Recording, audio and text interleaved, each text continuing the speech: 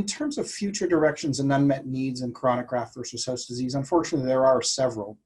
First, we need to find better ways of preventing the disease. Probably the most promising way of preventing chronic graft versus host disease is using an approach around the time of transplant that will prevent it entirely. So things like the use of post-transplantation cyclophosphamide has been associated with lower rates of chronic graft versus host disease. And there are some interesting and novel strategies around T-cell manipulation or T-cell depletion, which might also be very promising for preventing chronic graft versus host disease.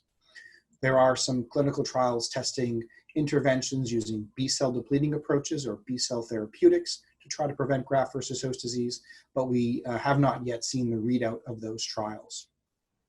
I think another factor in chronic GvHD that's often overlooked is the supportive care of the individual organs.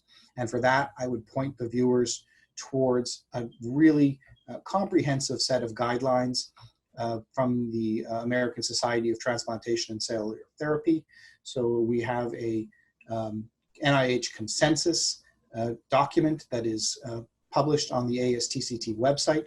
And the most recent version is from 2014 and discusses really all the supportive care measures that can be delivered to each individual organ. So both topically and systemic supportive care for individual organs. Finally, there are issues related to the long-term use of corticosteroid and prevention of corticosteroid-related toxicity.